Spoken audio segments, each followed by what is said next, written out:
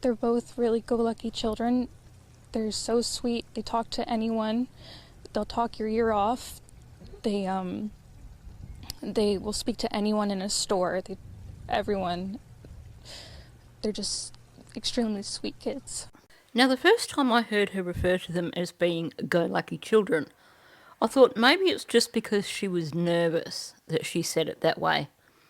Because I've never heard anyone use half that term before. The term is happy-go-lucky. So to hear they're both go-lucky children, for starters, it doesn't even really make sense on its own, but it's just really odd. So I'm guessing that she is trying to create the impression of them being happy-go-lucky, particularly given what she says next. So it sounds like she is trying to create this impression of them taking everything in their stride, just taking the world as it comes, and they're just happy with life. But of course, when you only get half the phrase, it completely loses meaning. That to me says that this is not a phrase that she's used before. I think she's used it here for a specific purpose, but because it's not something that she knows really well, it hasn't come out how it's meant to.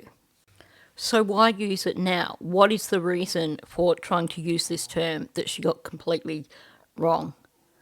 And what she says after tells us exactly why she has said it. Now, clearly there was a prompt question before she said this, but we don't know what the prompt question is.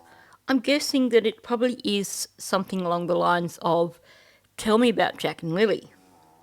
Now, there's so many things that she could have said about them.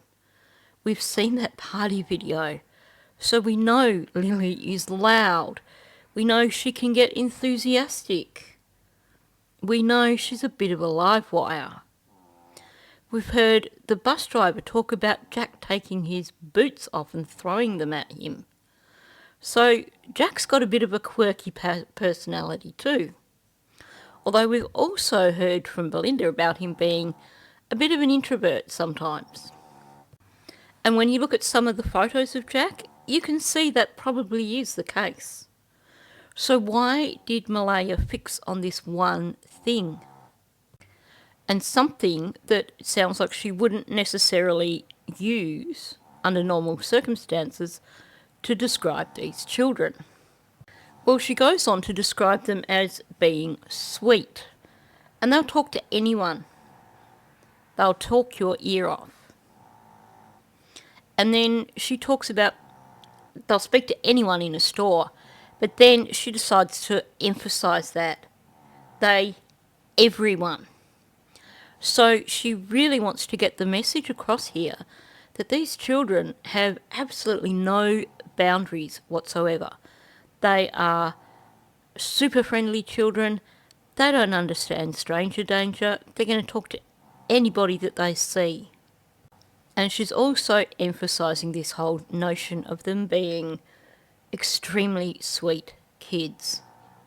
So why, of all the things that she could say about these children, has she brought these things up? You know, they're go-lucky. They'll talk to everybody.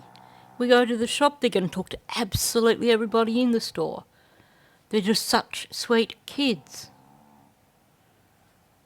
Well, I think it's pretty clear what's going on here.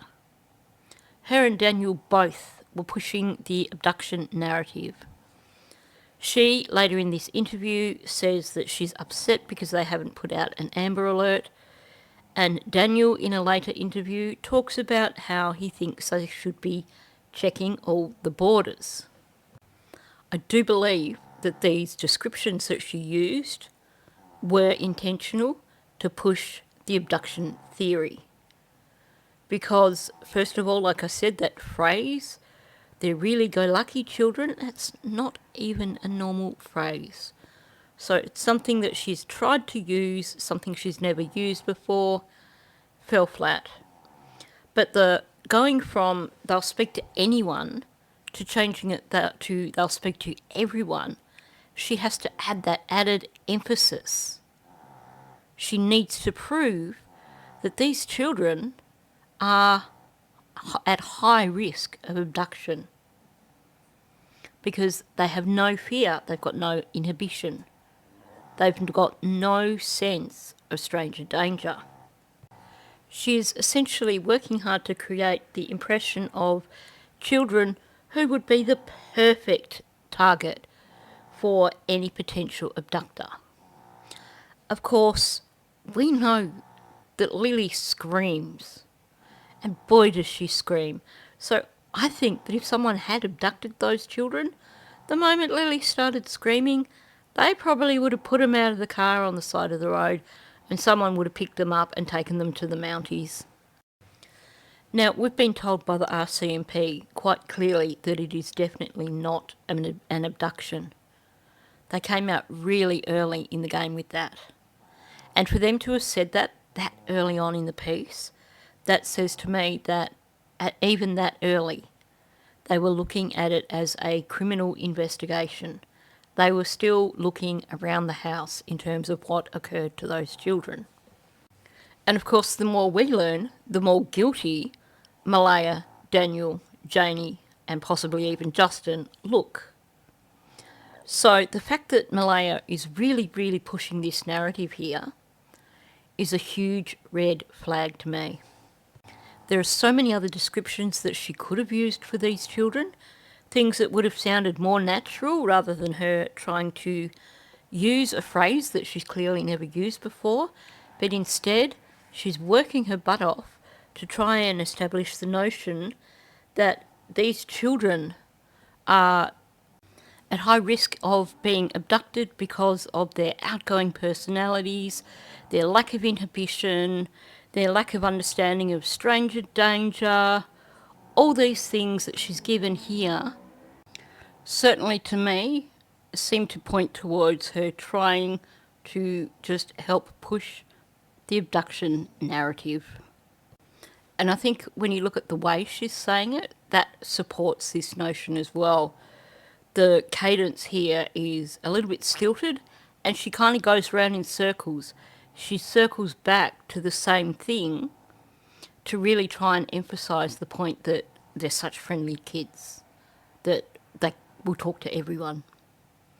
In other words, hey, here's a consideration, they've probably been abducted, and then later in the interview I'm going to bring that up and talk about how I'm upset that there wasn't an Amber Alert because I'm worried that they were abducted.